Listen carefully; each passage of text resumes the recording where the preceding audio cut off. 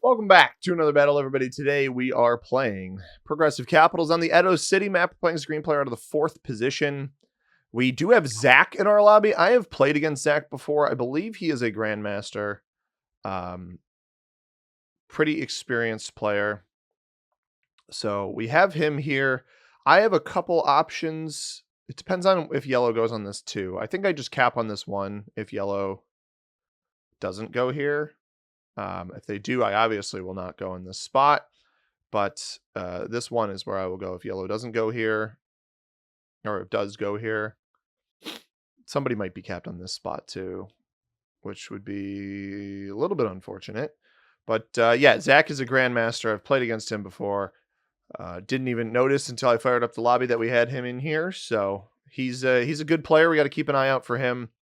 Not familiar with my other opponents, but I'm sure that some of them will put up a good fight as well. Yellow goes over here. So yeah, middle capital is probably where I want to be. The question is, do I want to be here or here?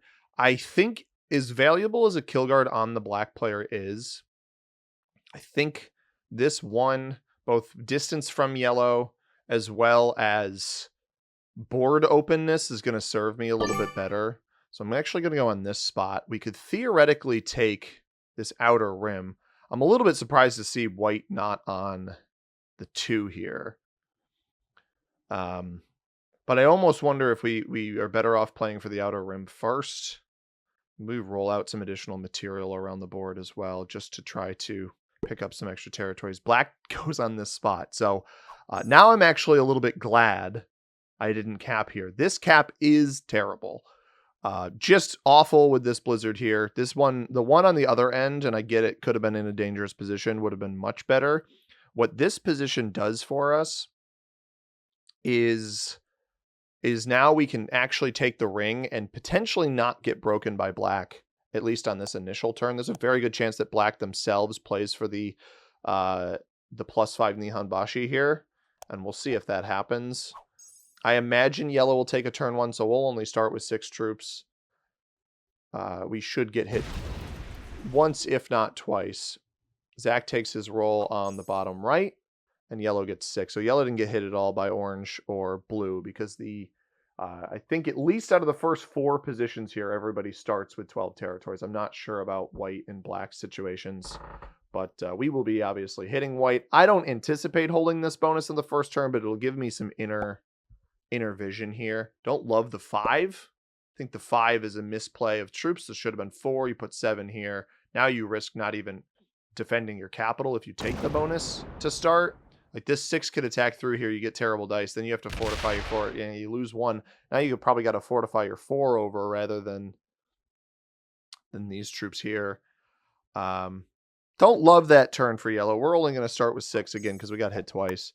Fergus is here. You can see his big old tail. I'm going to try to take the ring. I think there's a good chance that, yeah, black here. Okay. I think I likely get broken by black or white. And this is the problem. This is why I will be honest with you. Well, so for starters, I don't know if I mentioned this. This is Tier List Tuesday series on the channel where we play every single map in Risk with Progressive Capital settings. This is the second map in the Feudal Japan map pack. And this is easily my least favorite map in the Feudal Japan map pack. I hate this map. I'm gonna level with you guys.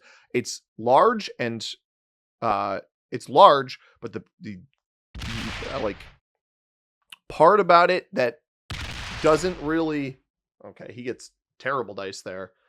Really bad play by white, all things considered. I think black is going to try to take double bonus in the middle right now. But the misnomer about this map, no, he's just going to break me. No, doesn't break me. Takes this. Doesn't defend his capital either. So there's a world here where if we hold this, I think I steal black's capital. Because then they won't have the bonus. I was all like, oh, I'm going to roll out all of these troops. Didn't roll out anything on other parts of the board. But I think the biggest issue I have with this map, especially on these settings with fog, is players can play an early turn really aggressively. They can play a really, really aggressive early turn. And then let's see if blue breaks us. This is the most interesting part about this for me, is whether or not Zach breaks us. He doesn't. I mean, he's not positionally has no means of breaking me. I will start with 11 with the +6 there. He's got 17 over here. That is quite a bit. Hits black. He's gonna beeline for. He's gonna. It doesn't get to yellow's cap, so yellow actually holds the bonus here. Okay, black's holding with too much here. The reason I'd rather just let black break, like steal his cap and then let him break me. I think that is going to end up serving us better. I'm almost certainly going to get broken by white or somebody else anyway.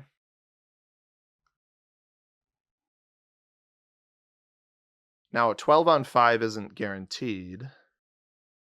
I don't think, but it should win. If it doesn't win, black's going to wreck me anyway, right? But this cap is awful. He should have just capped on the 1 over here, especially if you're going to end up taking the bonus. So, yeah, I'm surprised he didn't defend this at all. Yellow will know that I steal this, but yellow will be the only one that knows. These guys probably aren't going to love seeing me get 11. 86%. And then what's out this? Slow roll out this. This will open up his capital. Slow roll out this. Just to try to pick up some extra territories. And I'm targeting Zach a little bit here with these slow rolls.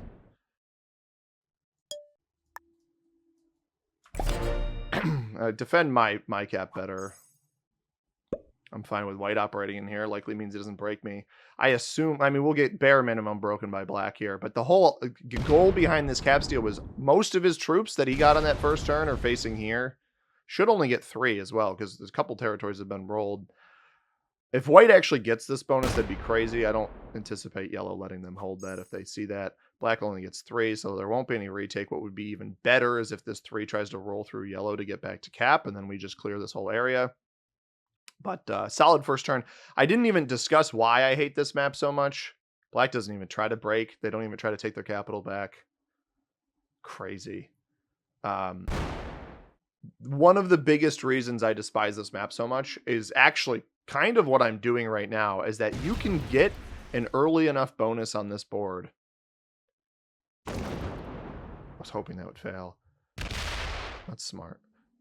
White flags. Interesting. I was not expecting white to flag. I was expecting black to flag, which they have quit. Early game cap rolls are so common on this one, especially if a bonus is held after the first turn. The bonuses are too big. Just especially with blizzards and a little bit with fog. We'll review them here, but right off rip, 3 +8s and a +10. That's too large for me on a 77 territory map. There's few maps in this game. Like, obviously we know Pirates Bay is a prime example of a map with bonuses that are too large.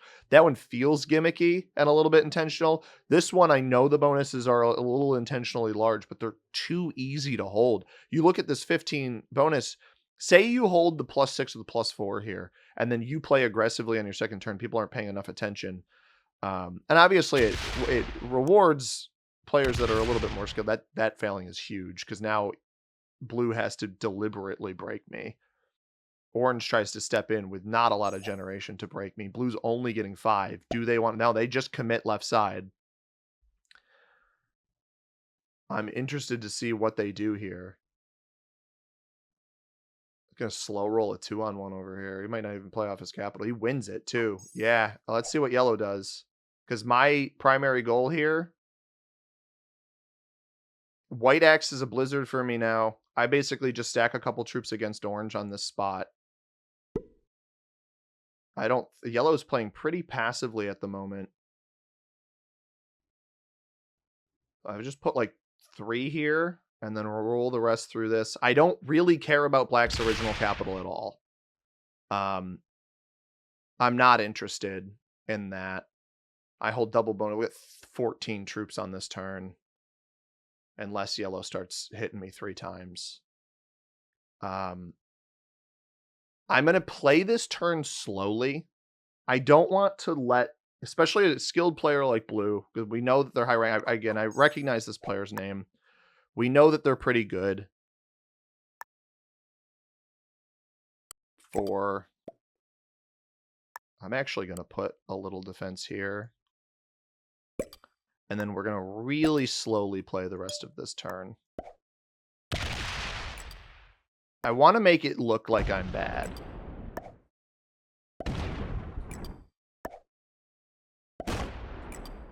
Ah, black stole white's cap and then quit.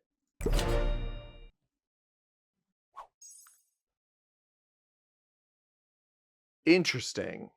So that is very interesting. They only fortified 1 away. So they started with they had 9 troops here, right? They put all 8 on this spot because they had the 5 cap. They rolled down. They leave a 1, or they leave 2 here. So they would have had 6. No, they would have had 7. Or they would have had 6 here. Right? Because you have to roll into the territory. Leaves 2 behind. It started with 9. No. Why am I not thinking about this correctly? They would have left 7 here. Unless they lost 1, in which case it would have been 6. But they roll into white because white wasn't very adequately defending their capital either. No, we intentionally defend against orange here. We have a massive... this is essentially the turn, unless blue trades and tries to break or rushes off of the 25 to come hit me. It looks like orange and blue are kind of operating next to each other as well. Steal on the black cap here is going to be orange quits. Okay. I mean, they see that I've got this position hunkered down. We're playing a 3-player game now. And this, again, exactly how I'm playing this is why I hate this map so much. It's one of the biggest reasons I really, really dislike this map is because of how easy it is to snowball a position. I almost think I'm better off leaving the black capital here as defense and really aggressively playing another part of the board. Again, I want to do it kind of slowly, but I don't think I want to let on... I don't want to let on to yellow what I'm doing. So if I pick up this... Ooh, but blue... See, white's acting as a blizzard here. We're going to get a lot of troops. Do I just steal this now? Get 24 troops. I don't want to show blue that I'm taking this bonus on the right-hand side. I don't think I steal the cap right now.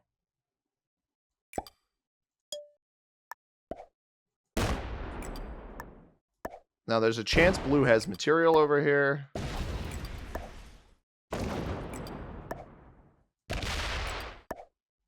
Yeah, there it is.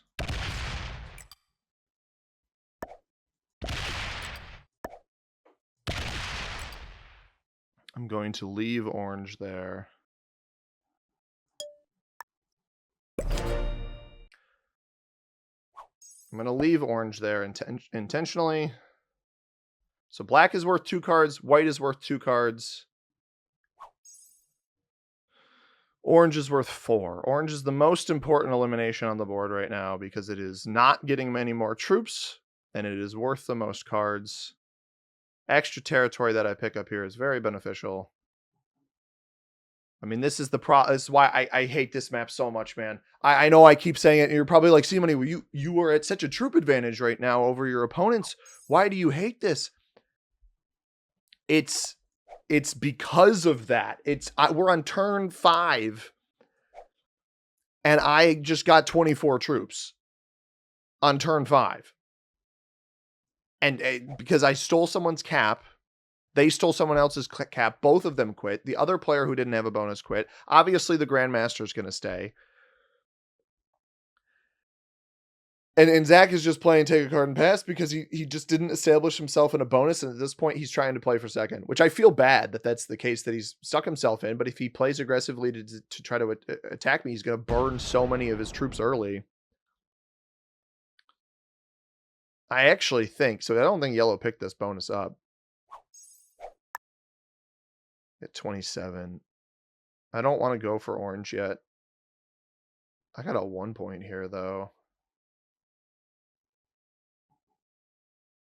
I almost think I'm better off keeping yellow weak.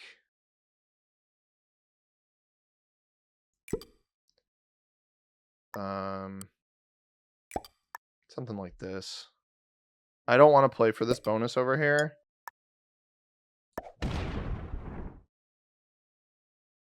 Guess I should have hit that other spot, huh?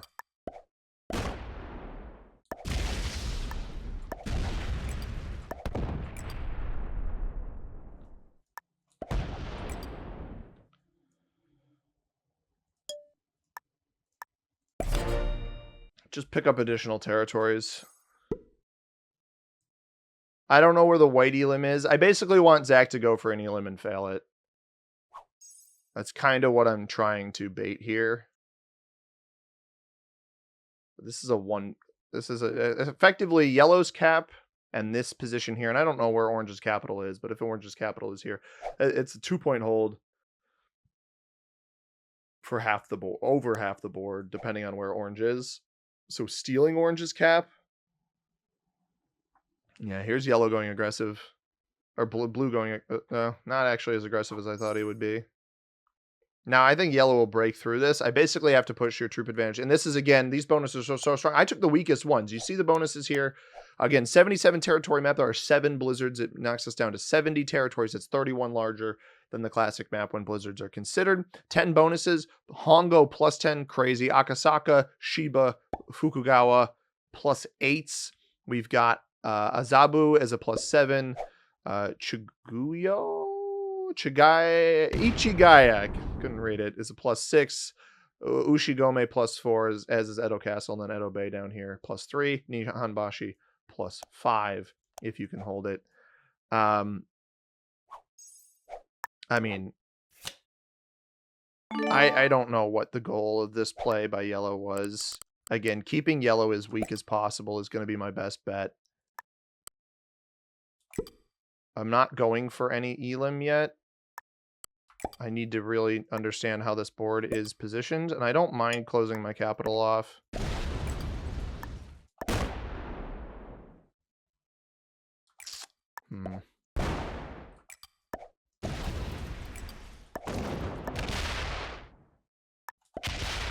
Yellow here.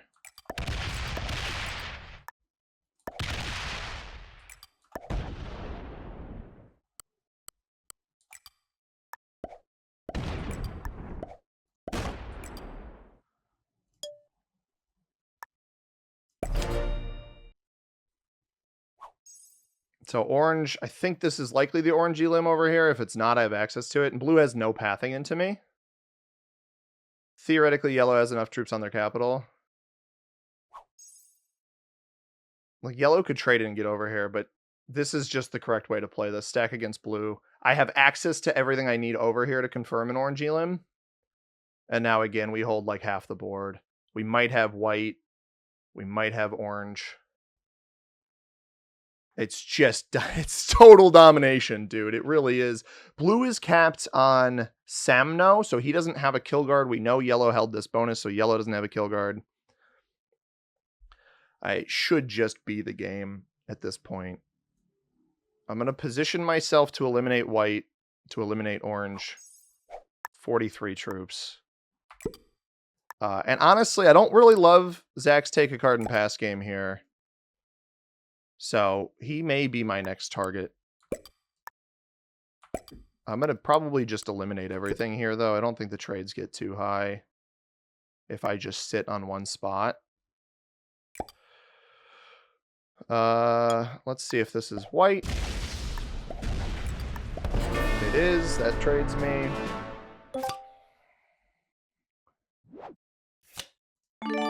Stack this over here. Orange. That trades me. I'm going to need that. Orange quit with a joker.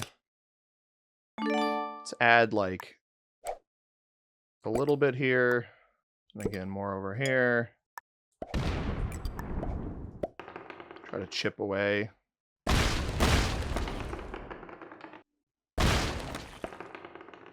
Almost. Just to make this a little bit cheaper.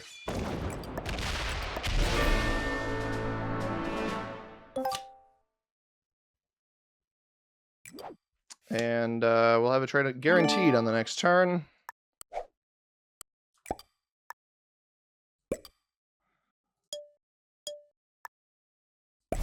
Let's see if blue goes for yellow. Now, he will trade off of yellow, but he won't be able to cap run. And I think yellow's been considerably stronger than him. He opens my 24. He might be able to steal this. Maybe I should have just eliminated him now, but I don't really care if he kills yellow because he's going to burn. The trade's only for 25. He's going to burn a lot of troops just trying to eliminate this player for second place. And we hold, again, +8, +10, +8, +4, +6, +4, +5. Orange, actually, to Orange's credit, and finally, Zach has done something, which I think is Zach is a good player and just had to play for second given the positioning here.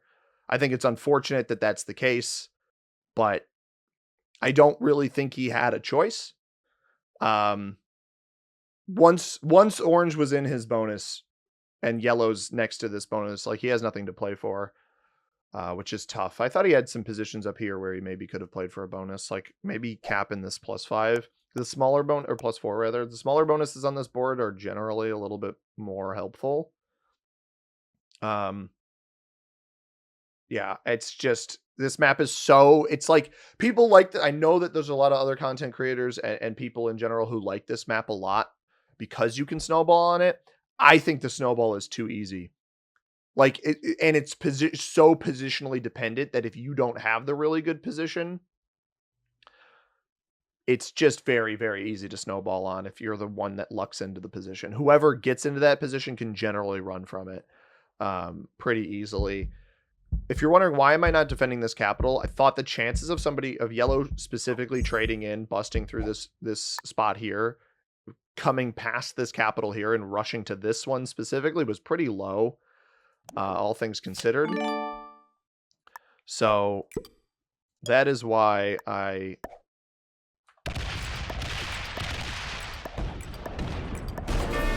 did not. I don't think I have enough to eliminate this guy.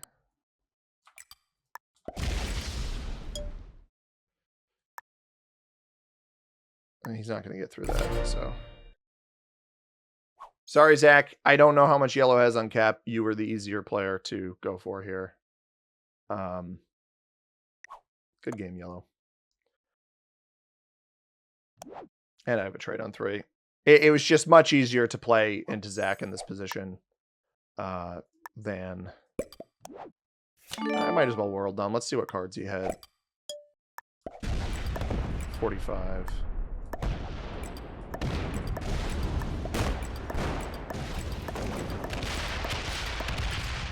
Good game. Well played. And a big old thumbs up to you. This map, I think, if with more balanced bonuses, that's just criminal dice there, too. -15 on a 45 cap is a much lower loss than I should experience. I should lose probably 80 there. I'm sorry. I'm happy I won. Obviously glad I won. The bonuses on this map are too strong. They're so unbelievably strong. And I think the problem is it wouldn't be so bad if there were more connections. I'm trying to view it here. Like if you look at the +10 over here, even without blizzards, there are only 4 entry points to a +10. So all of these territories on the side here, all of these over here mean nothing. And these two here. There's 4 entry points in a 15 territory bonus. There's what, four entry points to this +8. There's 4 entry points to this +7. There's 4 entry points to this +8. Like all of these +8s have such limited entry points that, you know, 2 to a +3, 3 to a +4 in the middle, but a blizzard could be there making a 1-point hold. The +6 never got attacked. Like obviously it's a little bit lucky that I didn't get broken. I'm a little bit lucky that Orange rolled a 3-on-1 and failed. Obviously a little bit lucky. But at the end of the day, if you get one of these half map positions or even quarter map positions on this map, the game is effectively over before it even begins. Zach is a grandmaster. Again, I've played against Zach before. I think he always plays as blue, and it's such a short lowercase name that I just recognize him. You play against some of these same people all the time. Novice on orange, beginner on yellow, and white. I mean, I thought white played okay given their position. I think they should have gone for a right sideboard expansion rather than left once they discovered blue's capital. Intermediate on black. They bailed. Black's cap I mean, if you're not going to defend it anyway, should have just capped on the right-hand side of that bonus rather than the left. Some players I feel like think that tucking their cap away makes them less susceptible to attacks, but somebody sees it, right? Unless you're tucked away where only you know it's there, you're gonna lose that position. As far as the map itself, I discussed some of the positioning already. I've got our wiki page here and an image of the map. The bigger issue I have is specifically, I think this map's a little bit better without blizzards, and I think I mentioned that the first time I reviewed this map when we very first looked at it. But with blizzards, this map, and not even with fog, like fog, I think is a little bit bad because if somebody kind of pretends to be terrible and then moves slowly, takes a bunch of territories, somebody's like, oh, surely they don't have the bonus. Then you magically have a +8 or 10 or whatever. Obviously, that is a little bit damaging to the game. The blizzards are the more damaging thing. This +4 in the middle, if you've got a blizzard on either of these two territories here, it's a 1-point hold. There's the potential for the +10 to be a 1-point hold with a 3 blizzard situation, or even a 2-point hold with a 2 blizzard situation. This +8 down here I've found can very frequently be like a 2-point hold. The +3 is often a 1-point, like, because the blizzards can only land in so many spots, and there's 7 of them, so there's a chance something is getting cut off somewhere pretty much every game. Like Orange's capital here with the blizzard up here made them a 2-point hold over the right hand side of the board because there wasn't the additional path. Blizzard here, or it was blizzard here, right? Blue cap here, blizzard here. So blizzard here makes it, there's only 3 access points or whatever to this bonus. And then there's only 2 to the right-hand side with yellow's cap and that cap. It's just so easy to cut this board. I'm yapping a little bit too much. I'll get past it, but I don't like this map. I think it could be good with bonuses that were, maybe the 8s and the 10 knocked down by 2 or 3. The 3 is a 2. The 4 is a 3. The 5 is a 3. The 6 is a 4. Something like that, where you just scale it down a bit so people have a chance in the early game. Who aren't able to capture the bonuses so early. Like, I think this Fukagawa bonus could be a 5, 6 at most. Hongo could be a 7 at most. I would make a lot of bonus changes. And I know some people like the snowball possibility of the map, but I just think it really damages the overall experience on the map because of how snowball driven it is. So all in all, I think Edo City is probably a D tier map. There still are card block opportunities that can happen here. There still are some interesting things that you can do, but all in all, it is so unbelievably snowball heavy that I can't justify putting it higher than D tier. I guess Pirates Bay is a worse example of Edo City, so I can't logistically put it lower than Pirates Bay. But I think as far as how I enjoy this map, I don't think I enjoy it as much as Polis. These 3 sort of excessive stalemate maps in Overworld, Stairs of Knowledge and Power, and End of the King. These 2 maps, actually, End of the King and Stairs of Knowledge and Power, play out the same way every single game, very similarly to each other. I think this is, Polis is like the guaranteed card block map. I think this experience of guaranteed snowball map is arguably worse. So I'm going to put that below Polis, below Waterloo, in the D tier. I think there's ways this map can play good with some changes. I think it's pretty close, but not close enough to put it higher than it is. And I don't think it's so unbalanced or boring, right? Like something like Brazil is stalemate boring in the bottom down here. That's where Edo City is going to fall. We'll be taking a look at Fort Goryukaku next week. Excited to review that one. This is our Edo City video. I don't like this map. I'm sorry. Remove blizzards. It's got a chance. But I hope you guys enjoyed this one. If you did, hit that like button down below. Subscribe if you haven't already. As always, everybody, I have been C-Money. Thank you very much for watching. I hope you have a tremendous rest of your day. Peace.